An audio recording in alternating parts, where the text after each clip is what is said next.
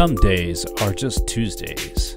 You're listening to The Bearded Theologians, hosted by Zach Bechtold and Matt Franks. If you'd like to find out more about The Bearded Theologians, you can go online at beardedtheologians.com.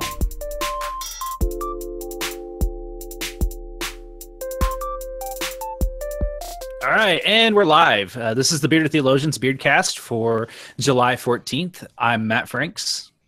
And I'm Zach Bechtold. And today is a little bit of a special holiday. This is the 2-year anniversary of when Bearded Theologians kind of formed in a Filipino flight all the way from the Philippines. Zach and I met for the first time, and we've hit it off and birthed the Bearded Theologians earlier this year. But this is kind of like our 2-year anniversary of that great event. And so we encourage today is Bearded Theologians Day. And so for that, we salute you. Huzzah. Huzzah. Today, we're going to start a 3-part series on the Wesleyan 3 simple rules. Within the Methodist Church over the last 10 years, the church has kind of revived the conversation of those rules that Wesley had established for his societies and classes so long ago. And the book by Reuben Job is just a phenomenal book, and I would encourage you to pick that up if you don't have it already and work through that. And ideally work through it with a group or a couple of people that would hold you accountable to it, because it's such a great book to read. I know I have several copies. Zach has a ton of copies on his desk. It's one of those things that we really enjoy reading and working through on a periodic basis. And so today we're going to talk about the first rule by doing no harm. And so, Zach, when you hear the words do no harm, what does that mean to you? On the surface level, doing no harm, it seems pretty easy. It's just that. Don't harm anybody. But when you really dig deep into it, when I dig deep into it, it causes me to be really intentional about looking back and looking forward into the conversations that I've had, that I have, things I've posted on Facebook or with people personally, and going back and asking the question, did I do harm here? Did what I say or how I approached a subject or a topic harm the person that I was talking to or having a conversation with? And really, it goes back to that being very intentional about the things we say, about our actions, and being intentional about not causing harm to people or bringing harm to a topic or anything that's going on. It seems really, really simple on the surface, but when we replay those moments in our life as we're going to sleep, or just reflecting upon the day or what's been going on, that's a tougher question than it appears on the surface. So for me, it's about being very intentional about that. What about you, Matt? For me, it's one of those things that doing no harm, like you've said, on the surface level, it sounds pretty easy. Like, yeah, do no harm, and I do that.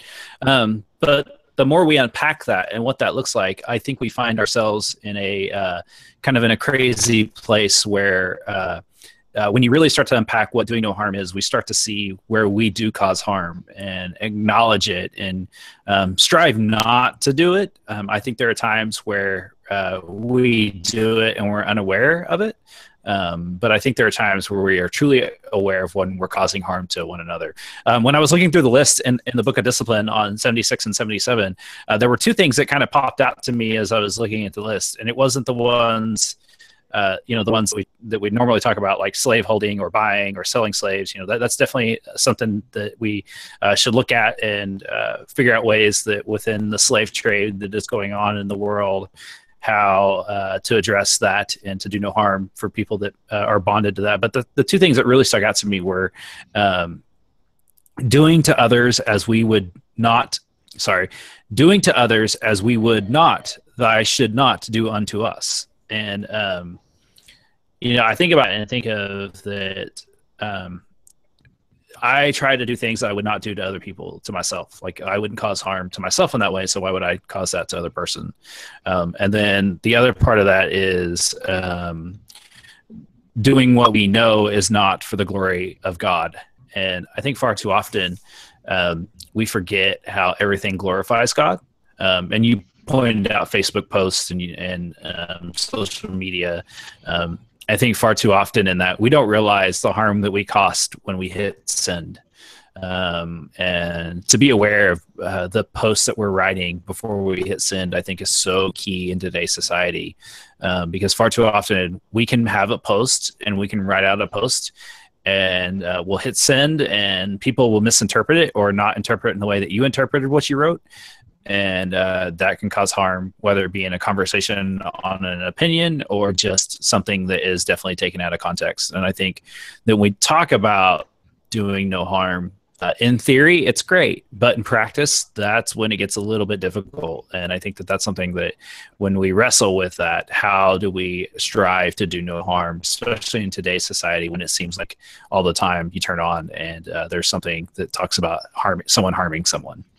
Well, and I think that's why this is so important. Important is just that, you know, we get on social media, we get on things, and it's hard to talk bad about it because this is what you and I do. This is what this is all about, is being on social media and building those relationships and having the conversation. And yet social media has done, I guess, what we're trying to reverse, but it's made people faceless. It's made our actions and our words very anonymous. We can type something that's harmful and hit enter, and we don't have to deal with the consequences. We don't have to see people's faces. We don't have to see people's reaction that we've caused them. It becomes a faceless act. In our society today, with social media, with all of that, even in face-to-face stuff, I'm seeing it come out more and more. And people have conversations. They're more outspoken. They're more opinionated, and those opinions oftentimes are not helpful. They're harmful, and we can just spout those off, whether it's through a keyboard or face-to-face, and cut somebody down using our words and using our actions, and that's not okay. People are people, and we have to see them that way, whether they're on a computer screen or in a text message or face-to-face. And it's that being very intentional about recognizing people wherever they are in whatever form they are as people, and it seems like we've lost sight of that in the last few years. And I think one of the quotes that comes to mind from Job's book is, "When I am determined to do no harm to you, I lose my fear of you. I am able to see you and hear you more clearly. Disarmed of the possibility to do harm, we find that good and solid place to stand, where together we can seek the way forward in the faithfulness to God." That's one of the things I always strive to do when I'm talking with someone, is that I don't want to cause them harm, and I'm really sensitive about that. And it's not to be, and I think that there's a difference in between political correctness and doing no harm. I think far too often I have definitely been accused of trying to be politically correct, where it's like, no, I'm trying not to cause harm to someone. And that there is a difference in those two things, and that while political correctness strives to set society straight and to be right, the real ethic of doing no harm really causes us to pay attention to what we say and what we do, to be aware of what everything we do and how it causes harm, or how it keeps us from doing harm. And I think that that's something to be aware of in our conversations, in our words, whether it's in social media or in our everyday conversations. I think you're right. Bishop Job has a lot to say and about this, and they're not long chapters, they're not long statements, but they're good. And when we forget, what you read, I had that underlined in my copy. Well, when we lose sight, we lose our intentions. He talks in here about being like I said, being intentional, but remembering where our passion and our zeal comes from, and not be so inward focused that we lose sight of that, and we make excuses about the harm that we do. cause. We as people, in almost Christians especially, will justify anything. We'll justify our actions for any reason, especially when we do harm. Well, I had this reason or that, and we have to stop justifying harm for any reason at all.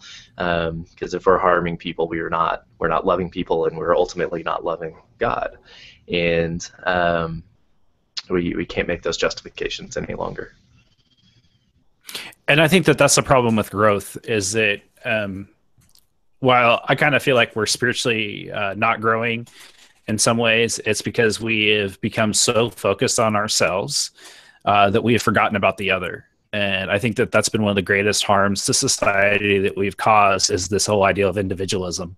And when you only pay attention to yourself, and it's self-help, it's not community help or area help books. It's just self-help. And when you only spend time in your head, you don't really realize how that affects people around you.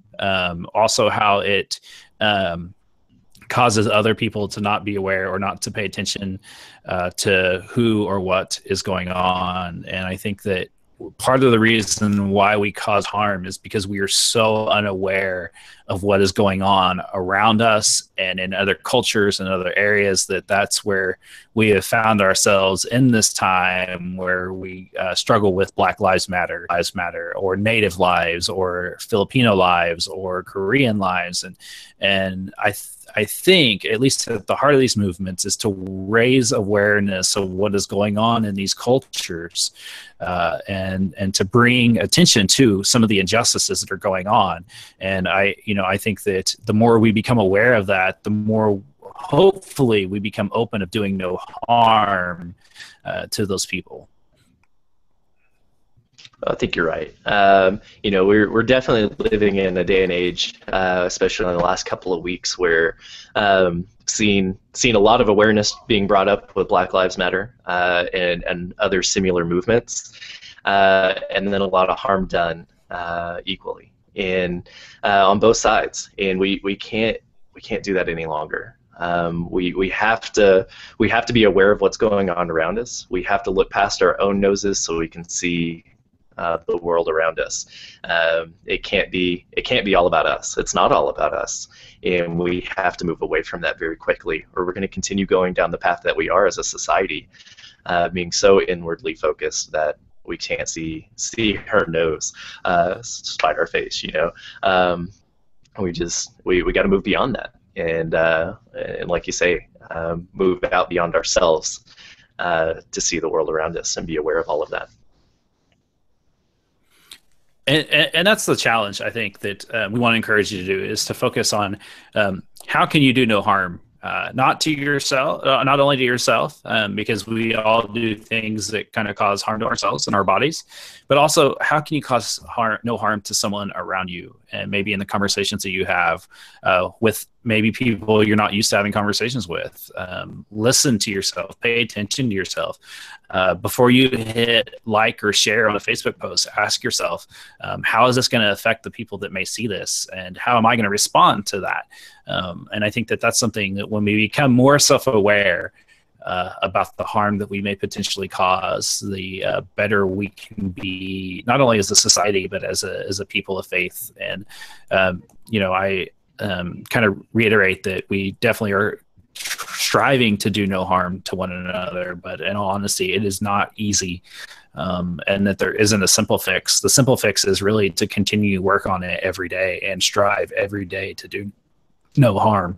One of the things that I did, and when I preached on this when the book first came out several years ago, at my church, I made these little bracelets that have the 3 simple rules on them. Do good, do no harm, and stay in love with God. And I've had mine on for over, I'd say, 8 years. And I continually wear it.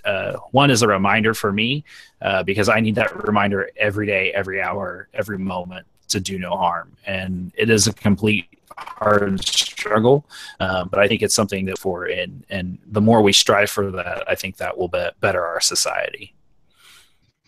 Well, and I think in the same vein, if our challenge is going to be to go and do no harm, and be really intentional about that. I think we have to offer the other side up as well. If you begin to reflect, or when you begin to reflect on this question, and you come to the realization and that you've done harm to somebody, go and seek mercy and forgiveness for that person. Or if somebody's done harm to you, do likewise. Forgive them. Have mercy and grace upon them as well. Don't hold that over them, and don't hold it against yourself. Seek forgiveness in your heart as well, in those situations. I think once we identify that, we can't leave it alone. We have to go and get better. We have to go and seek reconciliation with that person. That's where we have to start. Agreed. And the more we strive towards that, I think that will help in so many ways.